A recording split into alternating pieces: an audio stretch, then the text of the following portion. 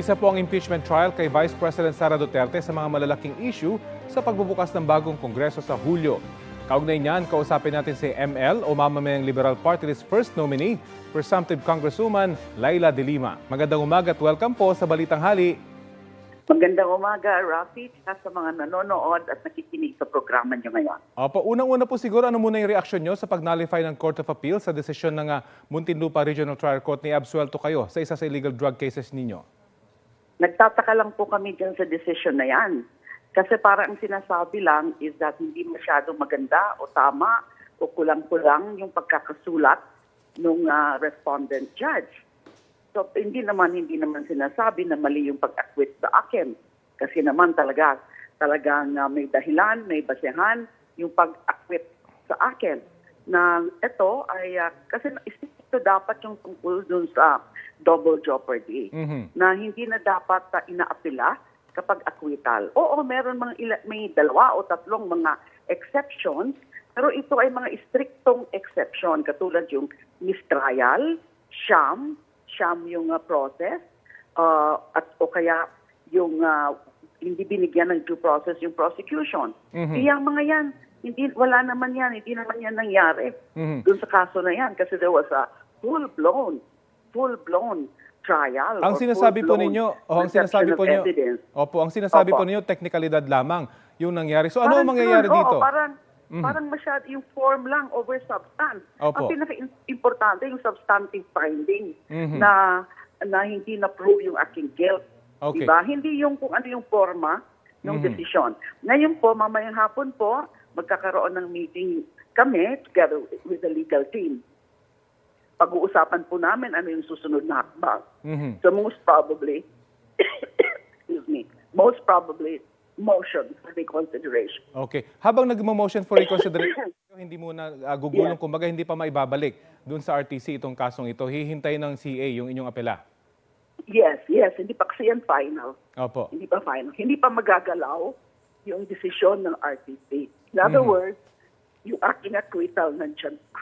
Opo. Kung hindi po nagtagumpay yung inyong apela at maibalik ito sa RTC, ano pong pwedeng mangyari doon? May retrial po ba or aayusin lamang ng judge yung sinasabing teknikalidad sa kanyang desisyon? Yun nga ang talagang confusing, ano? Wala naman sinasabi doon sa desisyon ng Court of Appeal na magkaroon uli ng paglilitis. Ang sinasabi lang, ayusin yung desisyon. Mag-comply doon sa constitutional standard. Yung sinasabi na dapat malinaw yung linalagay yung batas. Na sa tingin namin, kasi tinignan namin uli yung decision ng RTC. Okay. Nandun naman yan lahat. Aha. So hindi ho namin maintindihan yan. Hindi naman sinasabi ng Court of Appeal, ilitis nyo uli. Ayan talaga, lantarang paglabag yan sa double jeopardy. Kung ipapalitis na naman yung kaso, natapos na dapat. Anyway, sige po, abangan po natin yung paggulong ng apelan nun yan. Anyway, mapunta naman po tayo. Bakit nyo po agad inalok yung pagiging House Prosecutor sa impeachment trial ni Vice President Sara Duterte?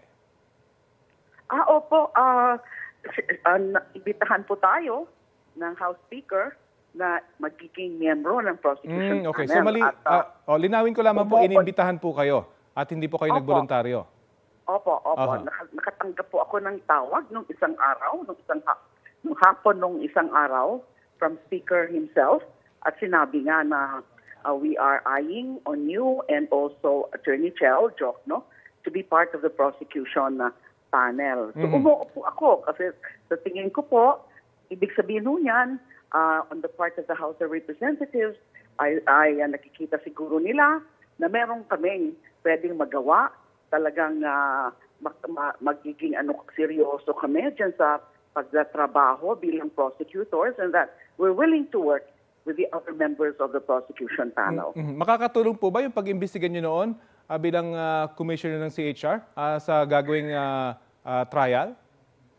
Oo, hindi masyadong because yung pag-imbestiga namin noon involved the former President, Rodrigo Duterte. Now, itong tungkol kay VP Sara, ay tungkol naman ito dun mayor siya. Pero makakatulong yun kasi pareho lang naman yung parang overall or surrounding factual circumstances nung yung tungkol sa mga EJ case. Okay. Na and sakop yan ng testimonya ni Arturo Las Cañas. Siya rin ay meron din parehong testimonya, similar testimonya against the former president. Opo. So yes, partly makakatulong po. Kumusta naman po yung paghahanda ng ninyo sa pag-upo nyo sa Kongreso? Ano po yung mga prioridad nyong panukalang batas? Magkakaroon ulit din kami ng meeting sa ML para pag-usapan alin yung mga una namin na mga ito-file. Kasi multi-sectoral po ang ML, iba-ibang sektor ang ni-represent. At meron na po kami mga naisip na mga priority legislation, kada isa dun sa mga sektor na yon. Ang pag-uusapan na lang namin kung ano yung mga uunahin na mga legislation. Sige po, maraming salamat. Salamat po. Yes. Okay, sige po, maraming salamat po sa oras na binahagi nyo sa Balitang Hali. Maraming salamat din, Rafi, and sa GMA7. Thank you. Thank you. ML Party List First Nominee, Attorney Laila De Lima. Susubukan po namin hinga ng pahayag ang Court of Appeal sa mga bagong pahayag ni Attorney De Lima.